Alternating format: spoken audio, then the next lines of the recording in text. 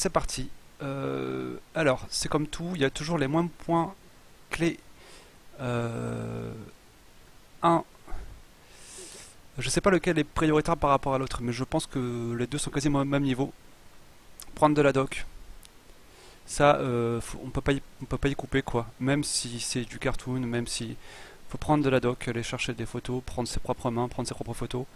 Enfin, pour les mains en l'occurrence, mais quitte à pas s'en servir après, mais aller observer comment c'est foutu et puis comment euh, dessiner sur nature. Je pense qu'il n'y a pas mieux pour progresser en dessin traditionnel.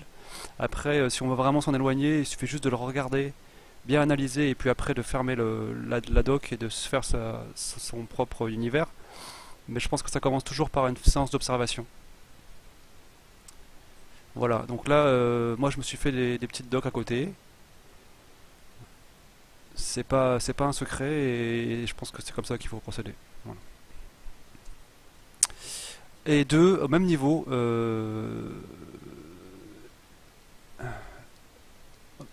aussi important l'un que l'autre, dans l'esquisse, il faut dessiner les volumes.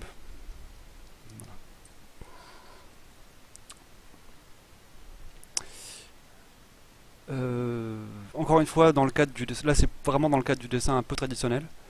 Mais je pense que dans beaucoup de styles de dessin, c'est hyper important d'avoir une idée des volumes. Alors, les gens qui dessinent depuis très longtemps arrivent parfois à s'en passer, c'est-à-dire qu'ils font directement leur dessin avec le contour qui va bien et tout. Mais c'est parce ils ont pris beaucoup l'habitude de faire ce type de dessin-là, qui savent très bien où ils vont, ils ont déjà fait des volumes, prennent pas de risques avec ce qu'ils savent faire.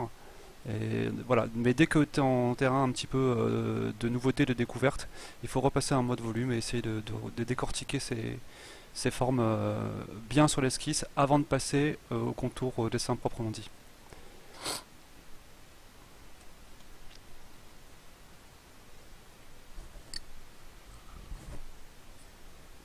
Oui, c'est vrai que tu avais eu une petite altercation avec Akmu la dernière fois, Talik.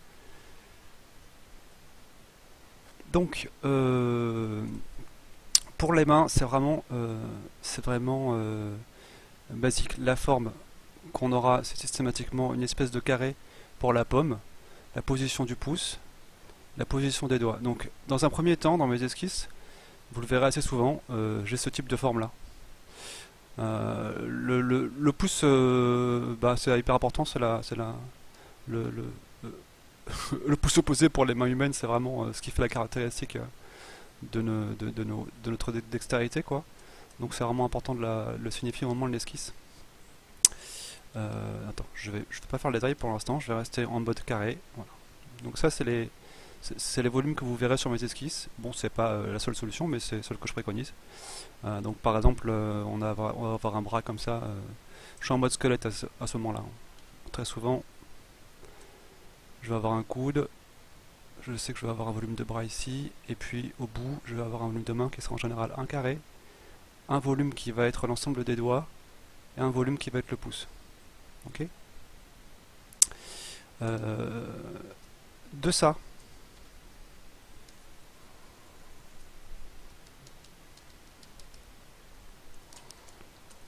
de ce volume-là, on passe à un truc un peu plus détaillé où on va commencer à déjà découper les doigts très très légèrement, de façon juste à avoir une idée de comment ils se positionnent, parce que peut-être qu'on va avoir un petit doigt un peu plus loin, parce que dans le posing qu'on cherche, on va peut-être vouloir avoir un truc comme ça, ou voir des doigts pliés. Dans ce cas-là, c'est pareil, ça se fait à ce moment-là. Donc, sachant que au départ, on n'a pas trop l'idée de comment sont positionnés directement les doigts. On les fait vraiment au volume général avec juste ce carré-là. Donc, pour l'instant, je prends une position un peu au repos, quoi, juste une main. Donc, la taille des doigts n'est pas très importante à ce moment-là encore. On a une idée générale, on a déjà le volume de l'ensemble qui est dessiné, donc on sait à peu près où on va. Là, on a les articulations qui commencent à dessiner. Donc, on a évidemment sur la pomme, on a ces deux volumes-là qui vont pouvoir se plier. Cette partie-là est souple. Tout ça, c'est souple.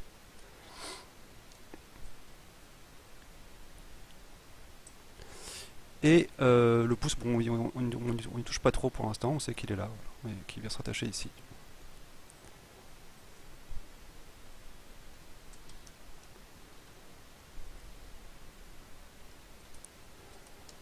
OK. De ça, on va pouvoir passer à l'esquisse un peu avancée. Ça reste de l'esquisse, c'est-à-dire que là l'esquisse est pas finie. On est juste au stade 2, au stade 1.2 de l'esquisse. Là, on va... je suis à peu près. Allez. On va pouvoir découper les phalanges. Alors les phalanges, et c'est là je disais la dernière fois, c'est encore une fois, on est sur du... Ouais, le bruit de fond est moins présent, c'est parce que j'ai baissé le micro et je parle plus fort, mais je fais un gros effort sur moi-même. C'est pas juste, c'est le même micro qu'avant en fait. C'est juste que je parle plus fort, donc j'ai baissé le volume du micro. Mais je travaille avec, voilà, je fais des efforts sur moi-même. Je me suis mis des écouteurs dans les oreilles pour me forcer à parler plus fort parce que je m'entends pas du coup.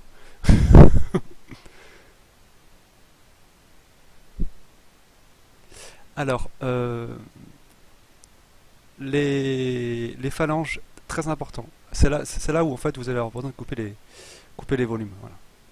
Ça, comme vous allez avoir des mains articulées avec des positions euh, précises à faire, ça va vous sauver la vie, quoi. De découper les phalanges en petits carrés. C'est super simple, mais ça change tout. Donc là, pareil, on garde les volumes, hein. Voilà, et le pouce, pareil. Alors, euh, voilà, comme ça.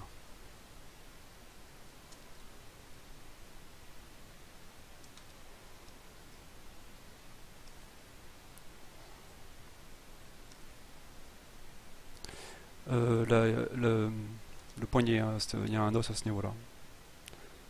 Donc il y a cette articulation-là et, voilà, et la prééminence de l'os à ce niveau-là.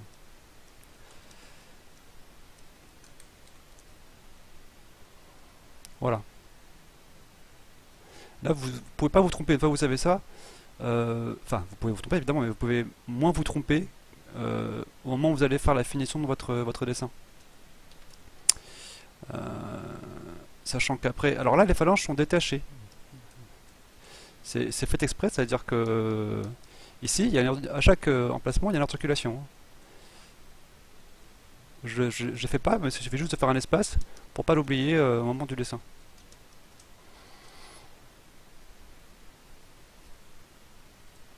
Donc après, vous allez pouvoir faire à partir de ça, vraiment faire du dessin, quoi. Donc là, vous avez vos contours, vous faites comme vous voulez pour les reprendre, mais vous avez votre esquisse qui est juste.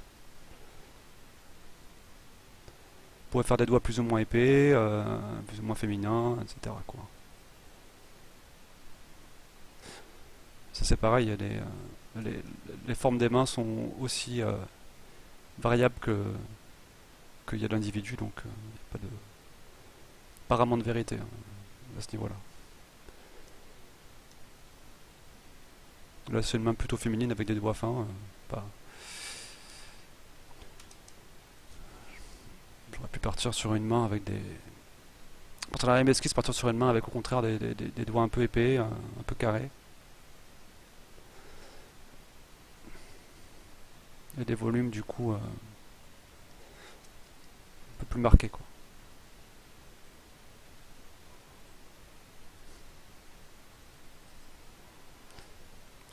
Pareil pour la longueur des doigts. Selon les gens, ça varie. Il y en a qui vont avoir un index vraiment court par rapport au majeur, d'autres qui vont avoir l'annulaire presque aussi long que le majeur, et d'autres qui sera beaucoup plus petit. Il n'y a pas y a pas de loi à ce niveau-là. C'est comme vous voulez pour votre personnage. Ça peut parfois donner un caractère, au même titre que le visage, d'avoir des mains un peu particulières, un peu marquées.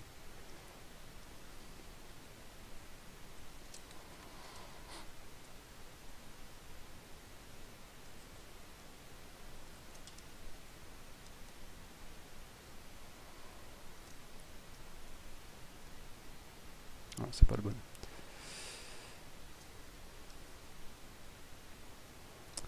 Bon, voilà.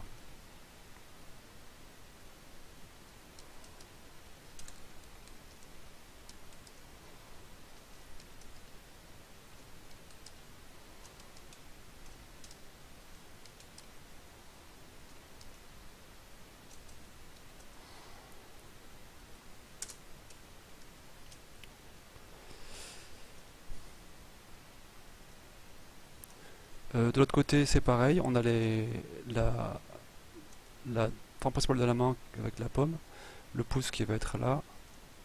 Donc là, je dessine dessus, c'est exactement la même position, avec la position des doigts.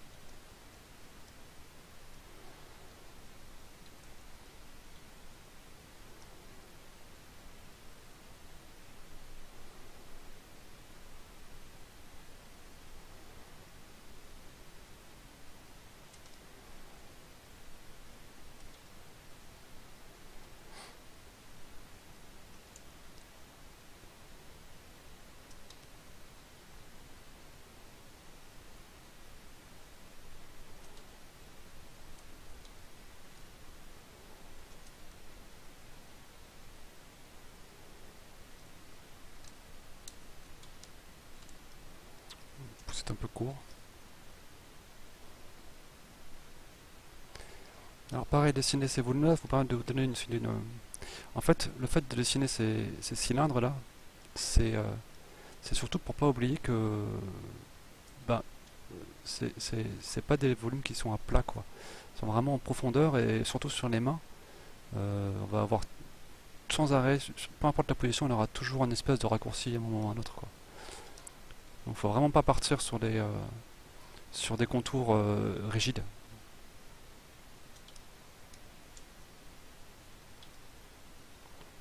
Donc là c'est là.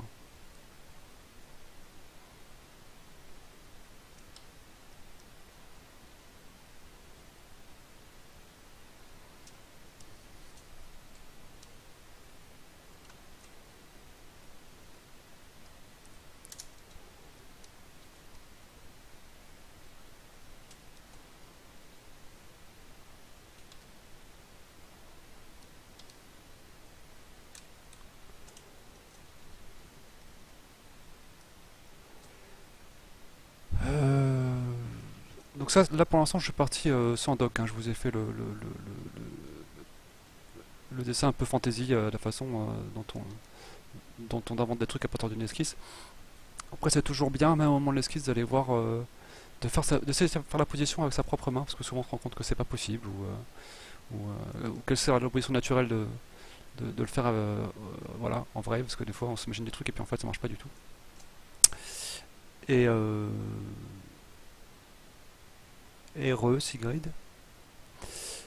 Et voilà, donc là c'est là qu'interviennent les docs, les photos. Ce qui est bien avec les mains, c'est qu'on peut prendre souvent la sienne. Alors selon si on est gaucher ou droitier, c'est plus ou moins la bonne main. Il y a toujours moyen un petit peu de s'arranger en inversant après l'image. Mais voilà quoi, donc c'est faut pas hésiter à prendre des photos ou la doc sur internet, on en trouve plein. Il y a plein de gens qui ont pris leur main en photo.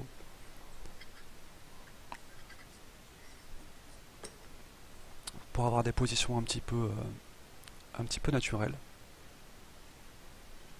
Ou d'ailleurs pas naturelles si c'est vraiment ce qu'on cherche.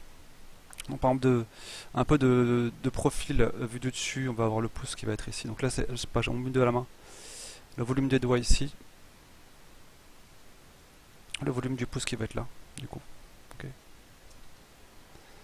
Là, j'ai l'espèce de gant que j'ai à l'esquisse. Avec le bras. De là.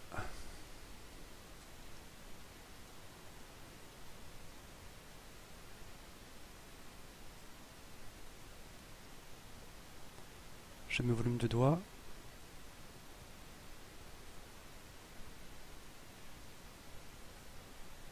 Et le volume du pouce qui est vraiment devant les autres. Oula.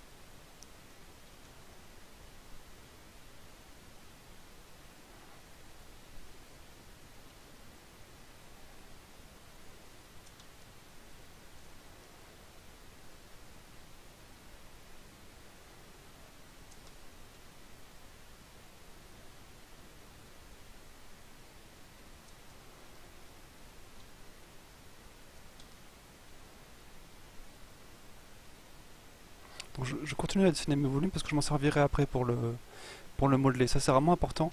Même si l'esquisse a l'air cool, euh, ces cylindres-là servent pour le modeler. Donc il faut les signifier donc, sur un calque séparé si vous voulez les cacher pour faire un contour. Ou dans votre tête si vous les effacez, mais il faut les garder quelque part quoi.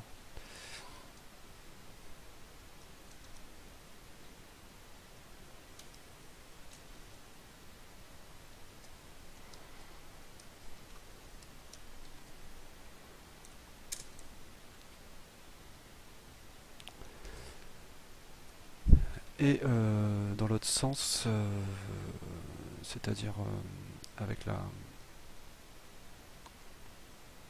le profil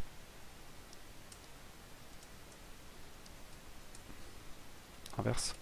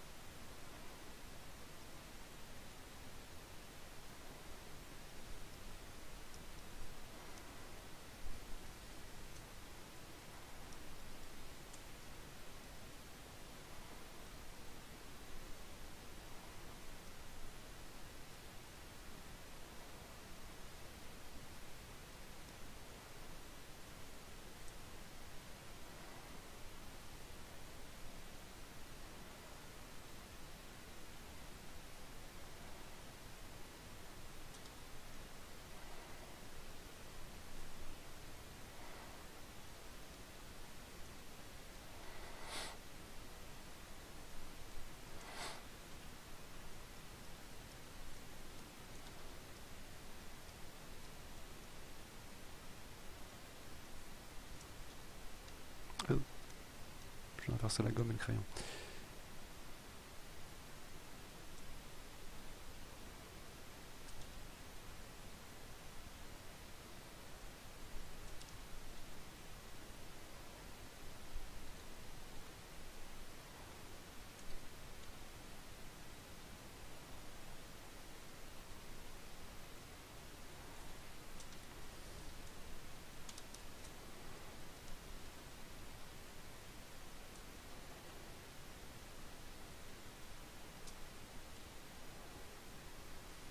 Là, c'est pas la bonne main, par exemple. Ce que par rapport à la mienne que je regarde. Hop, astuce.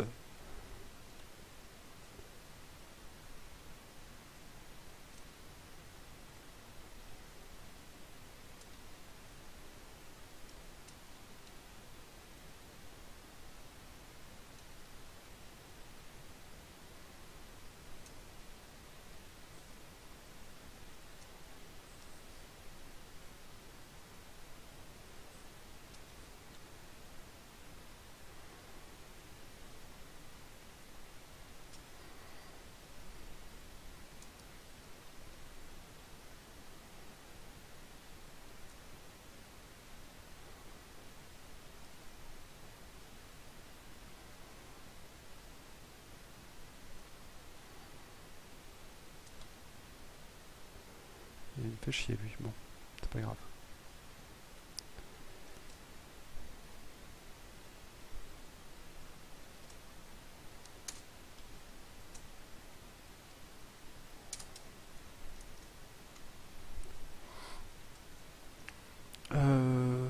Qu'est-ce que je voulais faire d'autre? Si, il y a des.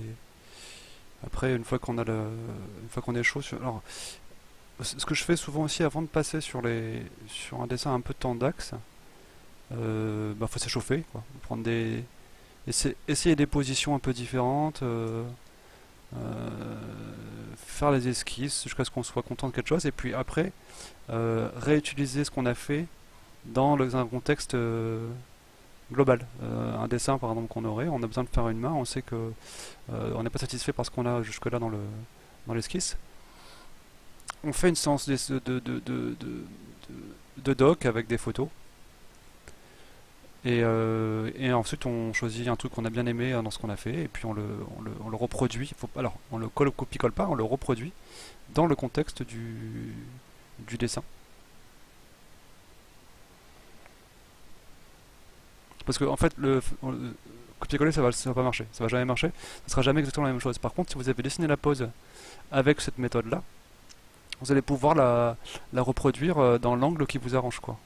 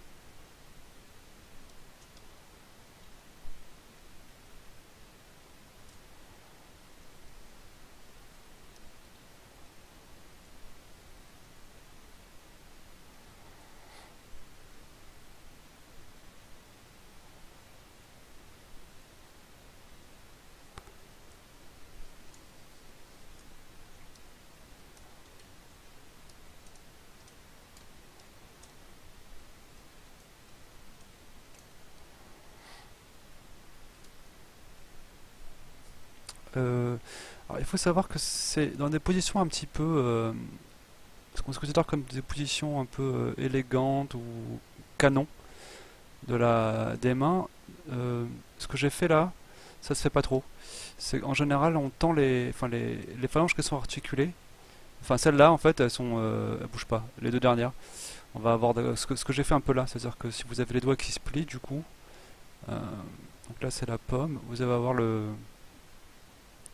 petit doigt un peu tendu là, et puis on peut avoir par exemple la première phalange qui fait un angle, mais les deux dernières pas. Donc ce qui fait que très souvent les esquisses peuvent se faire en deux phalanges en fait. Voilà, par exemple. Donc là ça donne tout de suite des mains un peu maniérées en fait, euh, façon canon de l'art traditionnel quoi.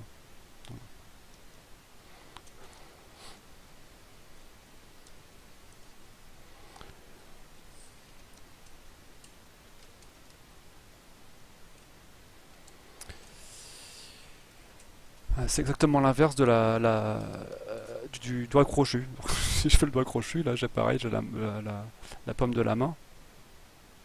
Après un phalange et là hop, voire même les trois quoi. C'est-à-dire que du coup là j'ai une première phalange de l'auriculaire, deuxième phalange, pardon, annulaire, première phalange droite, deuxième phalange pliée et troisième phalange pliée encore. Donc là on est vraiment sur des doigts crochus quoi. Et c'est assez rare de voir ça en fait de façon naturelle.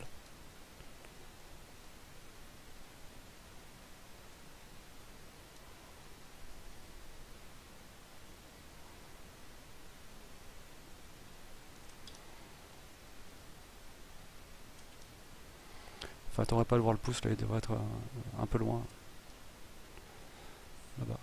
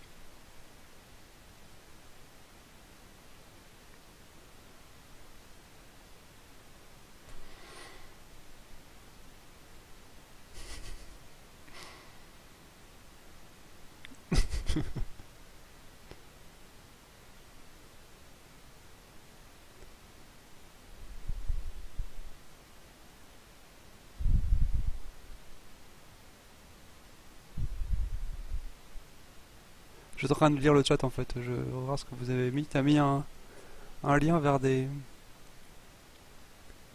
poses de main?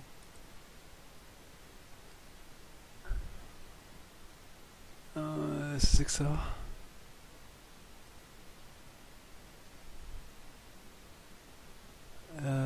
Ouais, bah j'irai voir plus tard parce que là je comprends rien. Ah oui, d'accord, ça y est, j'ai vu les docs. Ouais, c'est pas mal. Je sais pas, ouais, ce que je vois c'est pas mal. Peu importe en fait, hein, même en tapant Google Images, tu vas tomber sur des trucs déjà qui vont pas mal te guider. Sachant que voilà, ce que je disais tout à l'heure, c'est que vraiment, euh, vous avez toujours moyen. En fait, vous allez reproduire une pose, ça sera jamais dans la même pose évidemment que vous avez sur la photo. Vous n'allez pas reproduire une image, vous allez reproduire une pose. Euh, donc vous allez redessiner quelque chose que vous interprétez déjà avec votre regard. Donc ça sera forcément votre dessin après quoi. De cette main. Après. Alors parfois il y a des trucs qui sont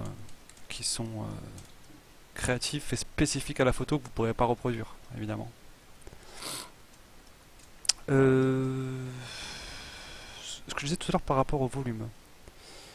Euh, je vais faire juste une petite passe là-dessus. Donc on va prendre la main de ligne puisqu'elle plaît à Talik.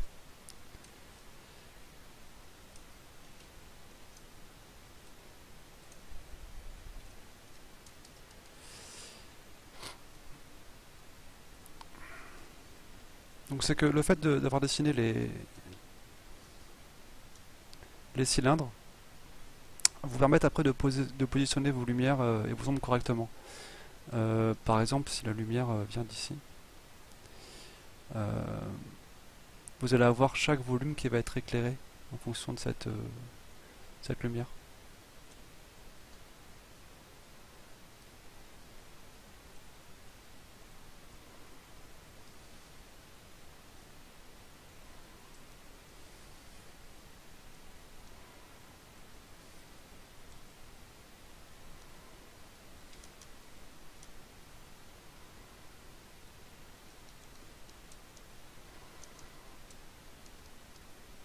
Alors, la particularité des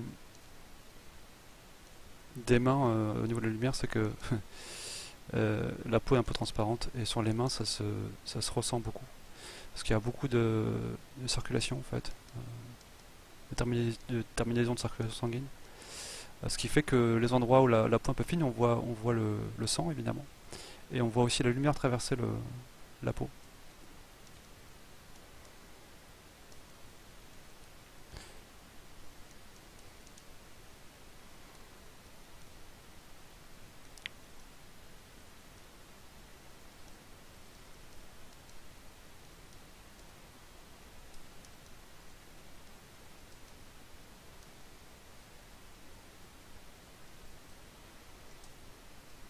Ce qui fait qu'on va avoir très vite des effets de, euh, de découpage, comment dire, d'halo lumineux assez marqués sur les pliures. Parce que la lumière traverse.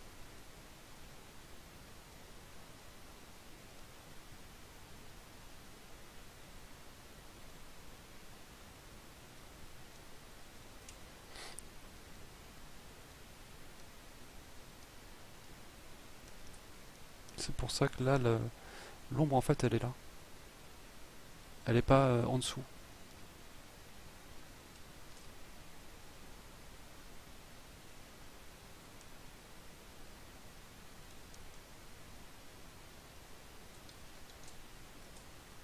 Un peu comme du métal en fait, mais en plus souple.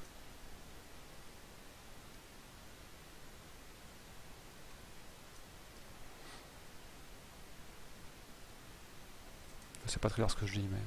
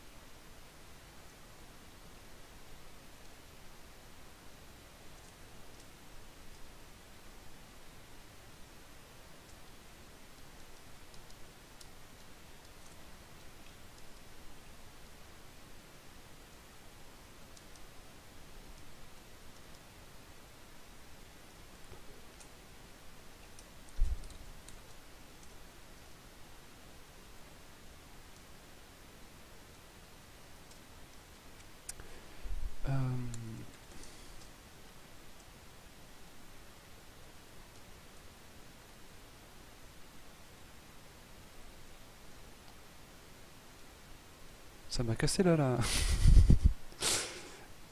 la, la mise en Baudelaire m'a complètement coupé la chic. Concentration.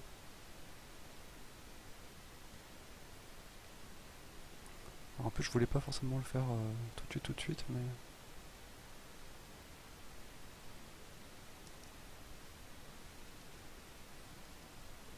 mais tant pis.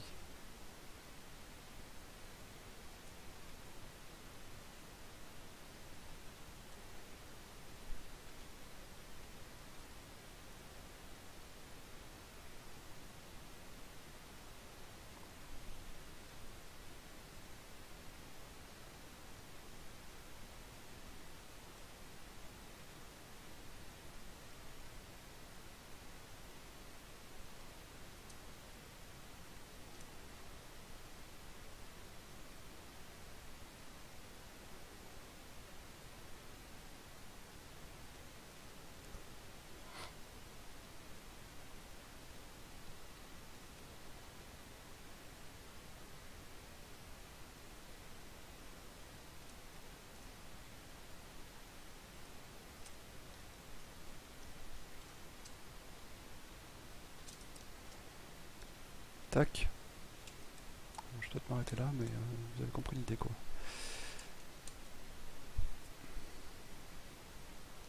Ce que je fais avec ça.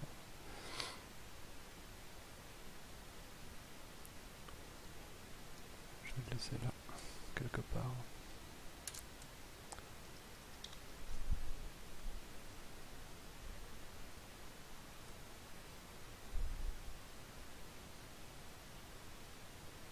Je sais pas, c'est elle qui l'a dit, c'est moi qui était maniéré, moi j'y peux rien. Euh... Ensuite quoi? Je vais pas m'en empêcher, hein, faut que je retouche.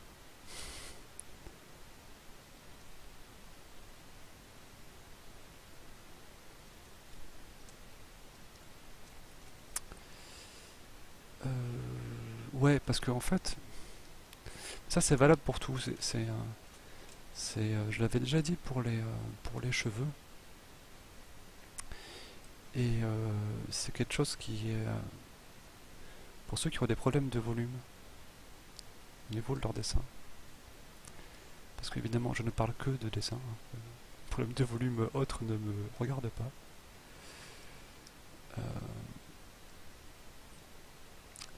C'est au niveau de l'esquisse que ça se règle. C'est vraiment au niveau du dessin, avant de passer au dessin en fait.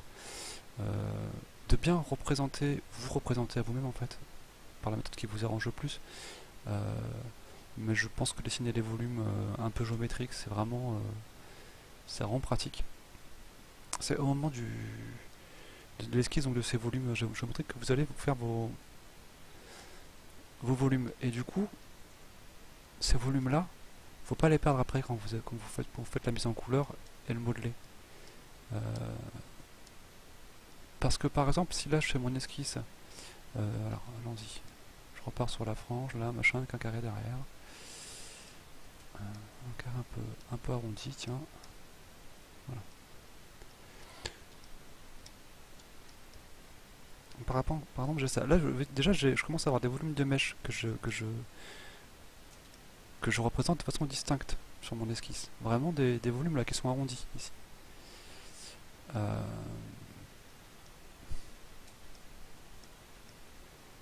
Et ça c'est important de les représenter, vraiment, voire de les accentuer encore plus que ce qu'on a l'habitude de faire. C'est-à-dire qu'on s'imagine une chose, on est un peu sage en général, la première fois qu'on le fait, on n'ose pas trop, voilà. On essaie de faire un truc pas trop visible, voilà, c'est un défaut que souvent on a au départ. Et là, il faut refaire une passe, il faut accentuer ses intentions. Là, j'ai un truc qui est bombé, et ben je le fais plus bomber encore. Euh, Parce que après, sinon ça va disparaître, ça va s'atténuer dans le grand tout et on verra plus rien. Alors que si on sépare bien les volumes, qu'on les accentue, après en modelé, ça sera toujours utile de les avoir. Voilà. Par exemple, cette espèce de frange un peu chelou là, avec un carré derrière.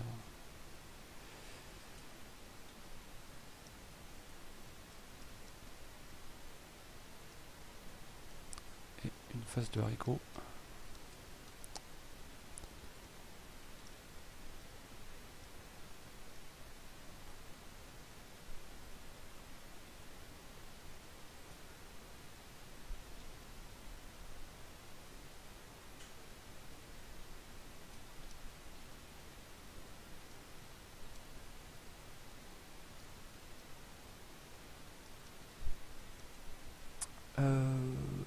Ça, là vous voyez, j'ai accentué encore le volume de la frange.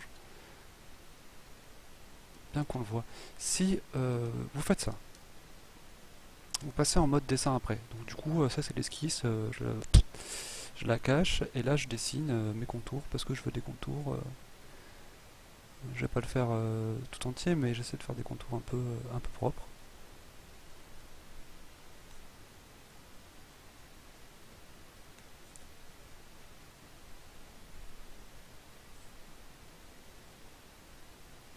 Déjà,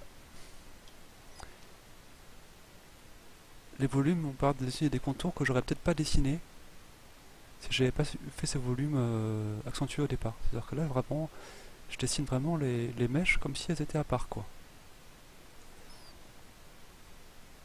Avec les arrondis.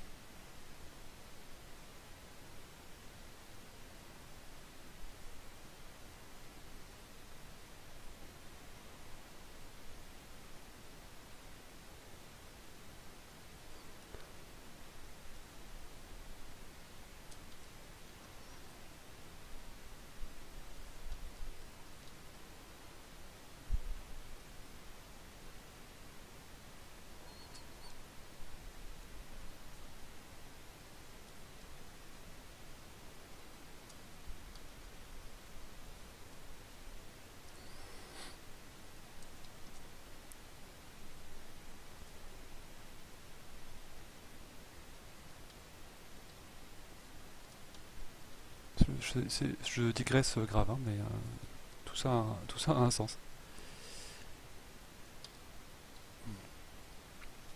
Euh, et donc, tout d'un coup, j'ai un truc plat.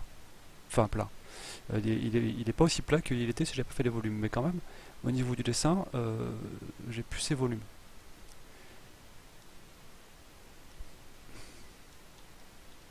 Si j'oublie mon esquisse totalement, et que je commence à faire du modelé là-dedans,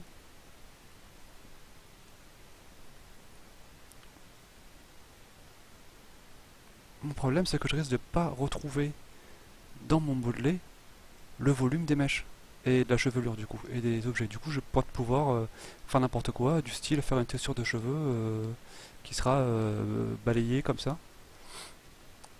et qui ne soutiendra pas, qui sera pas forcément moche, mais qui ne soutiendra pas le volume de ma chevelure.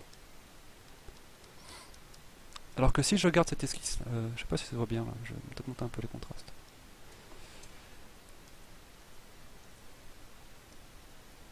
Tac. Ouais. C'est une texture, voilà, mais ça matche pas.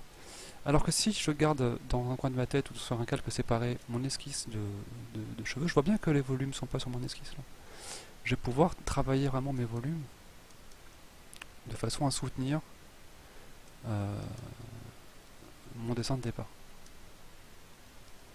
Qu'est-ce que c'est que ça? C'était parce que c'est pas le bon. Ok, on recommence.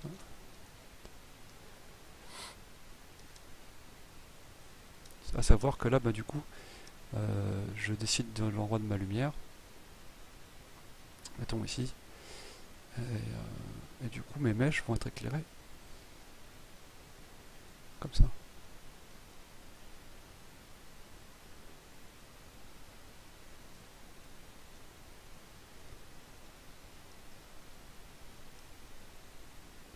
Ok. Voilà à quoi. Et donc là, j'ai une ombre. Voilà pourquoi je disais de bien garder ces volumes, parce que ça sert vraiment après au modeler. Alors sur les mains, c'est exactement pareil.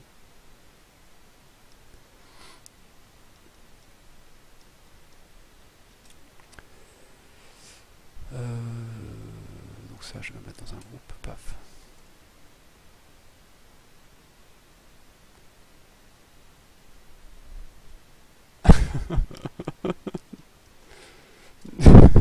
Je ne parle que de dessin italique. Hop, je le fous dans un coin. Et sur les mains, c'est pareil, c'est-à-dire que ces volumes que j'ai fait là, là ici on les voit bien, hein. Je les ai gardés un peu en transparence ici, et vont me servir ensuite à placer mes lumières. Et mes ombres, enfin mon modelé quoi.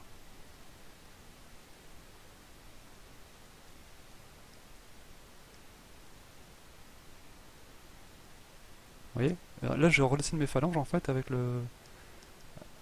les lumières, mais je les ai positionnées sur mon esquisse.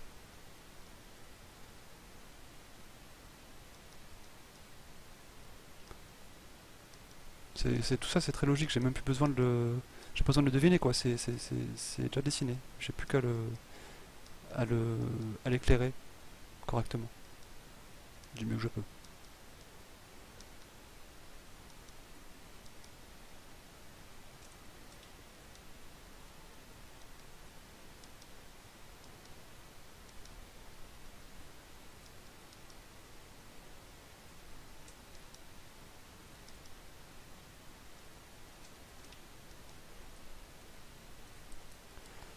Voilà, tout ce que j'avais à dire à ce sujet. Est-ce que je sais pas si c'est clair, vous me direz, si ça si ça peut vous aider pour ceux qui ont envie de dessiner des mains et des volumes.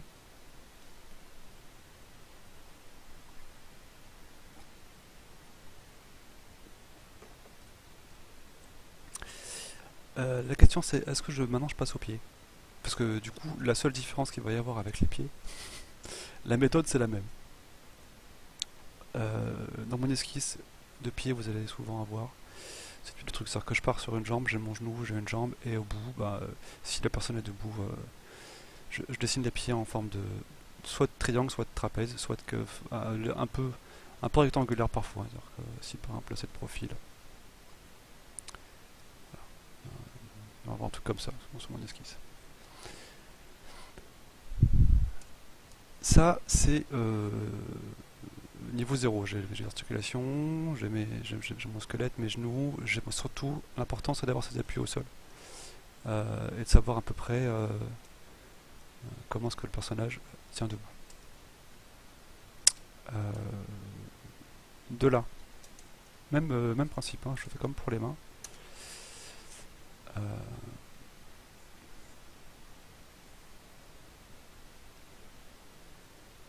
J'ai une esquisse avancée de ce truc là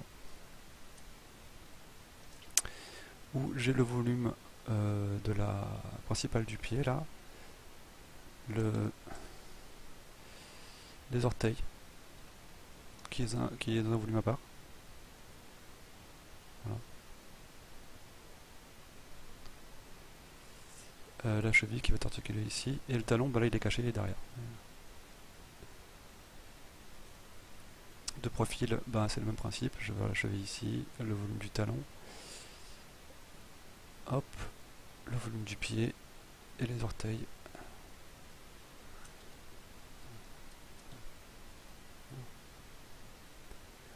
C'est encore une fois très très géométrique. J'ai deux appuis donc du coup, hein, c'est le talon et la plante ici.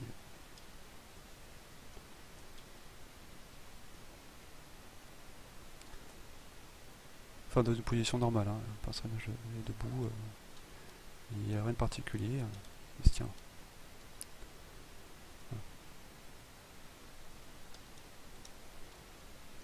Okay.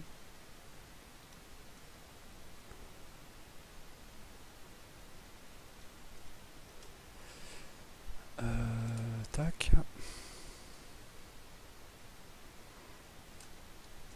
Je vais agrandir encore un peu parce qu'il n'y a pas de raison.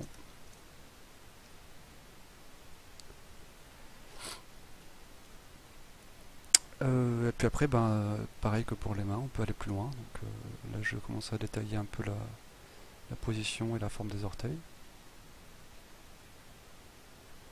dans sa boîte orteil, hein, j'ai pas.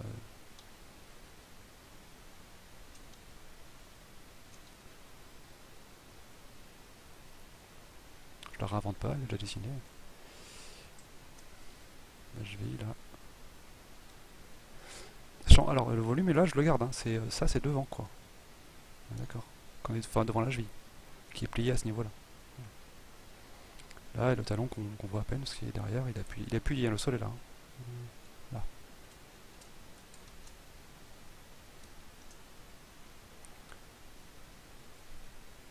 Là, appui ici, plante du pied, appui ici, orteil, volume, cheville, tout va bien. Oula, elle est là. Ça c'est devant, un petit peu, il est un petit peu trois quarts là.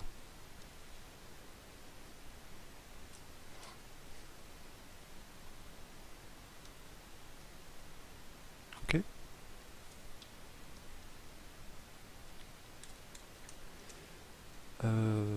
Alors, autant les mains c'est important parce que c'est vachement expressif sur un personnage, ça va vraiment donner beaucoup d'informations. La façon dont il tient ses mains, ça donne ça montre beaucoup du caractère du personnage aussi. On fait des choses avec nos mains qui sont révélatrices souvent. Et puis voilà, après il y a les différents types de mains, les mains un peu calleuses, etc. qui sont aussi des indices sur un personnage qui vont être assez évocateurs même inconsciemment. Autant les pieds c'est important pour une autre raison, c'est que souvent c'est là-dessus qu'on tient. Donc du coup, là c'est plus physique, il faut que le personnage tienne debout et qu'on a l'impression qu'il est bien posé au sol, quoi. S'il est sur ses pieds. Ce qui n'est pas toujours le cas. Surtout pour certains personnages.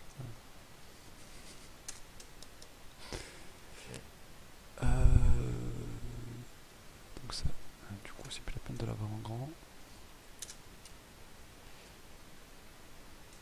Je vais faire comme pour les mains. Tac.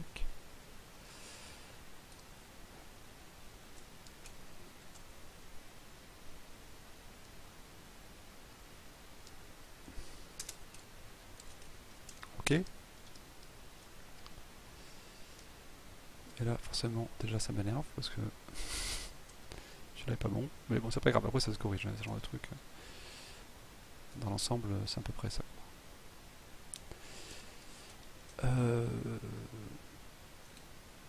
Parce que l'articulation du pied, enfin les appuis du pied peuvent être variables, on peut être appuyé. Très souvent on va être appuyé sur les. Enfin très souvent. Dans les dessins c'est assez la mode d'être appuyé sur l'avant du pied quoi. Donc du coup on va avoir un peu comme si on faisait des pointes. C'est des pieds en extension. Donc encore une fois, le volume, le talon, là, la cheville ici. Donc soit jambes pliées, soit on gagne une course, soit jambes tendues.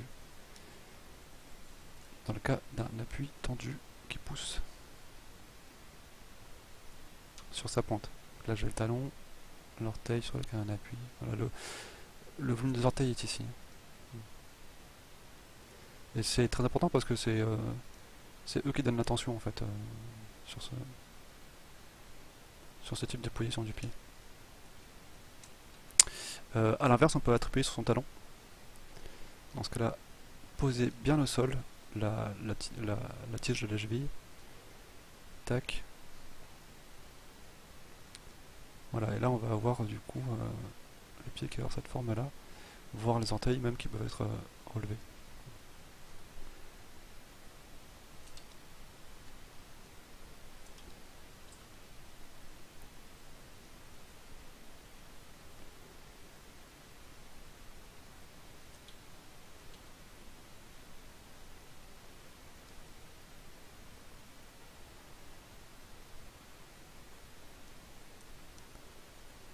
Puis ici.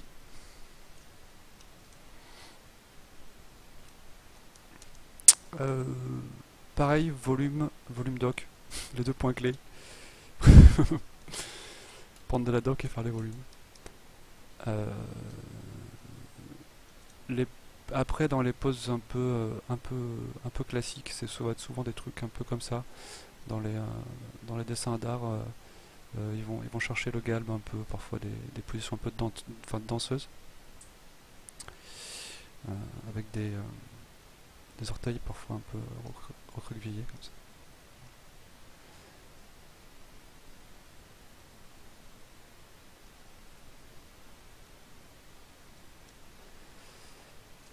Dans, dans un cadre féminin, c'est rare. Quoique les, les, les, les poseurs, les modèles hommes font aussi ce type de pointe parfois.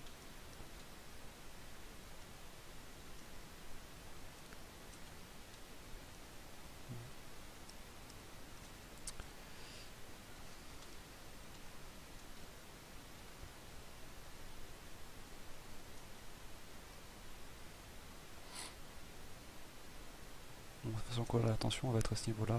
Là, j'ai les orteils. Là, j'ai mon talon qui est découpé. Euh, Ce type de pointe, on le retrouve pas trop dans d'autres types de dessins parce que c'est vraiment très maniéré. On va plutôt avoir des poses talons hauts. Donc, du coup, avec donc 2-3 carreaux de profil, ça donne un truc comme ça, où en fait l'appui il se trouve ici, et le talon forcément fait cette distance là. C'est un peu ce type de pose là en fait, on rajouterait un talon là. Sauf que on est debout, enfin on n'est pas là, je dis elle mais c'est un pied quoi. Le pied est en extension donc il va pousser par là, et dans le cas d'un talon c'est plutôt appuyé ici, là et là.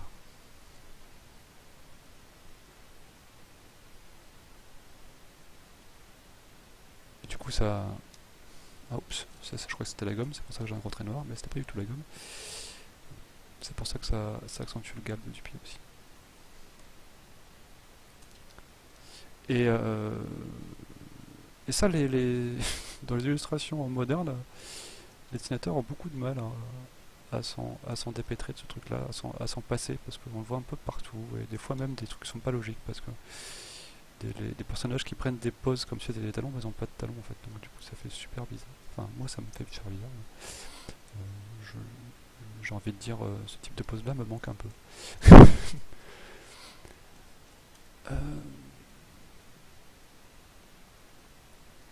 donc ça c'est pour ces dames, quoique. Euh, oui, après il y a la tâche des chaussures, mais ça je ferai un autre tuto probablement sur les chaussures. C'est une autre paire de chaussures. Donc ouais, voilà, ce que je disais c'est que on supprime le talon, et ça fait très étrange. Et on le voit de plus en plus souvent ça. Qu'est-ce que je voulais rajouter?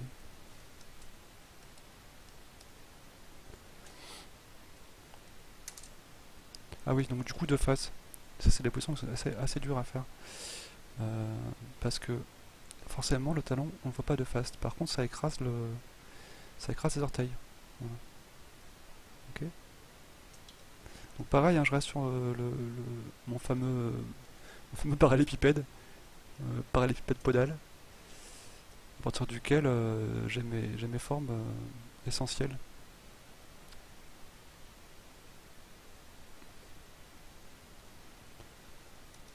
Voilà.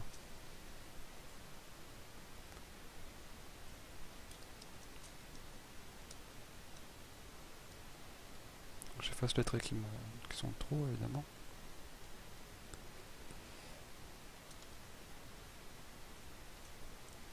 Ok.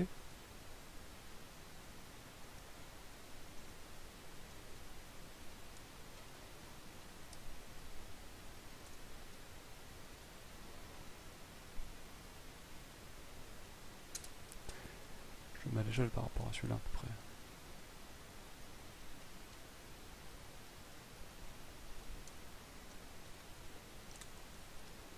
L'orteil devait être appuyé, voilà, erreur.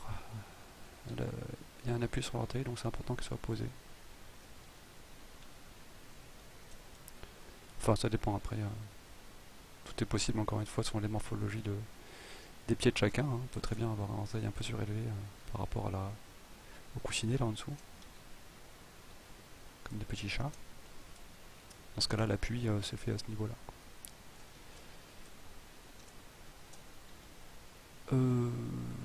Voilà, donc là du coup le talon, pas hésiter. Alors souvent on a un problème parce que le talon est caché. Oui, où est mon truc de barre de fin de départ? J'avais fait ça. Voilà. Dans ce cas-là, le talon est caché. Alors je dessine un peu à l'esquisse, vous voyez. Quand je sais pas trop où je vais, ça peut m'arriver de le dessiner. C'est-à-dire que là, je savais un peu où j'allais, mais le talon est ici. Si je devais le dessiner, il est là. Donc il est derrière, on le voit pas, mais parfois ça peut servir de le représenter en esquisse pour pas trop se tromper sur la position de la cheville et vérifier que le reste est cohérent.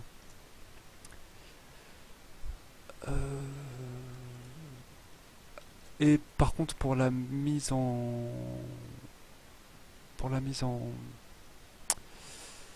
modelé, c'est exactement comme pour les mains, c'est-à-dire que c'est les mêmes problématiques en fait.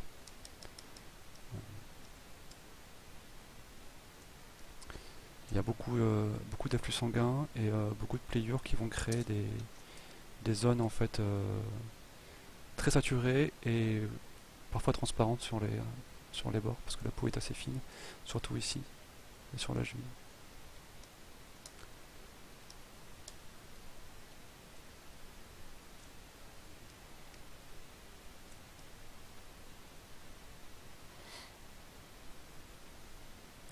Ce qui implique soit qu'on voit un peu la lumière à travers, donc ça peut être très lumineux, soit qu'on voit le sang, donc très saturé au niveau de la teinte de peau.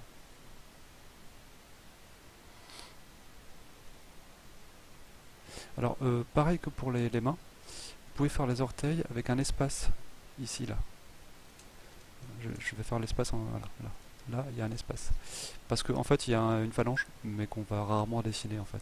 Parce que vous voyez trop petite là, il y a une phalange là, qui peut être, bon, selon les gens plus ou moins grande, mais voilà. En laissant l'espace au niveau de l'esquisse, ça permet de ne pas l'oublier quoi.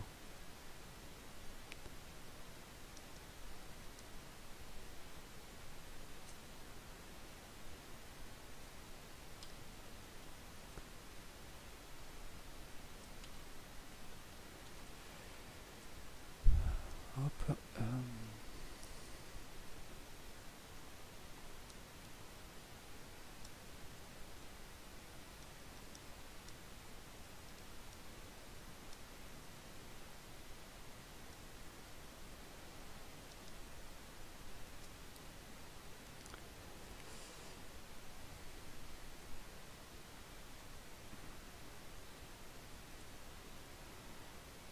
Ça, c'est ma lumière.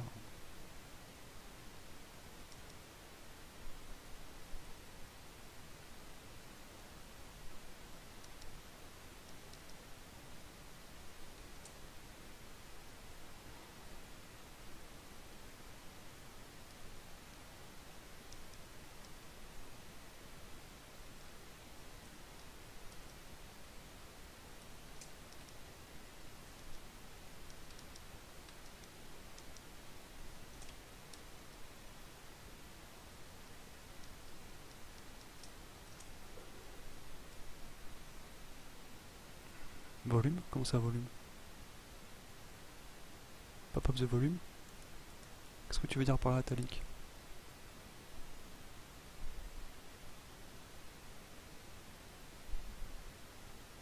Je veux bien une phrase avec ça.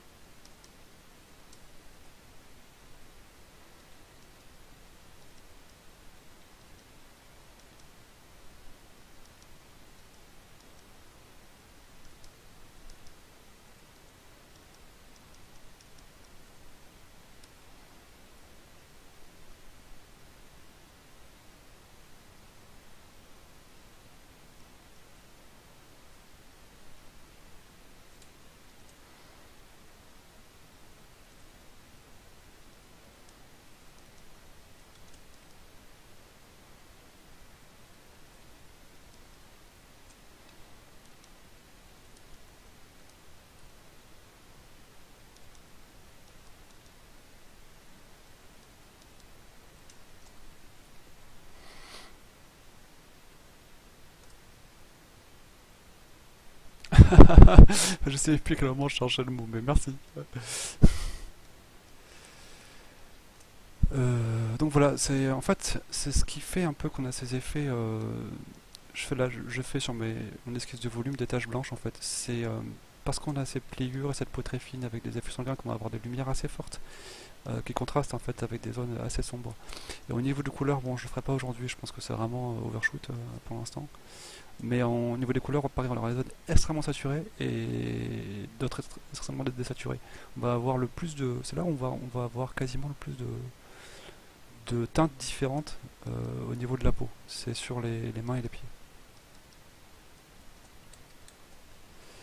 Donc du coup, je pense que ce sera vraiment un truc à part. Faudra que je fasse un tuto spécial pour ce point-là.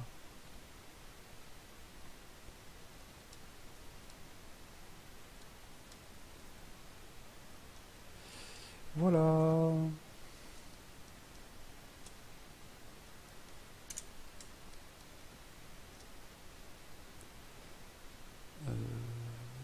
Bon, j'ai pas fait le pied du dessous, mais le principe, parce que là j'ai fait que des personnages qui se tiennent à peu près debout sur leurs pieds, mais le principe après c'est toujours le même, hein. Il y a les trois points les trois volumes du pied essentiellement. C'est le talon, donc ça c'est enfin, les orteils, la plante là, hop, et le talon quoi. À partir du moment où on a ces trois appuis là, le reste coule de source. Ok, vue de dessous.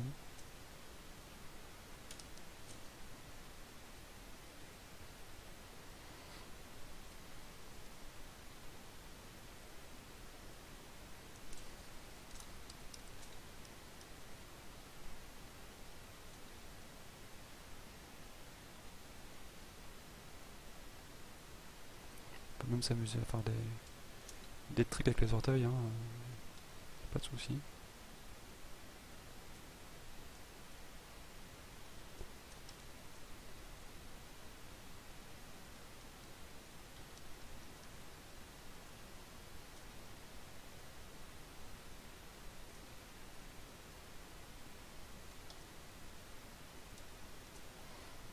Et je sais pas quoi d'autre.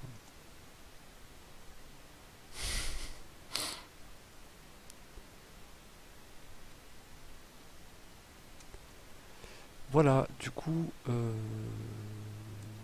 je vais m'arrêter là pour les tutos aujourd'hui. Je pense que c'est pas mal.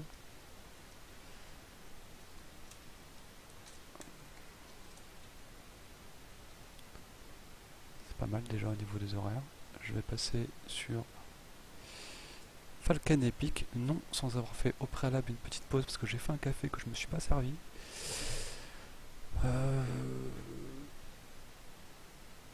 Et du coup, si vous avez des questions entre temps, n'hésitez pas. Si il vous faut des conseils plus précis sur certains trucs sur lesquels vous êtes en train de travailler en dessin, ben, n'hésitez pas non plus. Et voilà, pendant que vous réfléchissez ou pas, je fais une petite pause et je reviens avec un café et la motivation. Tiens, je vais... Tac. Tac, comme ça tout le monde est sur la même page. Je pense que les cheveux c'était peut-être pas la peine de les garder, mais bon, je les ai gardés.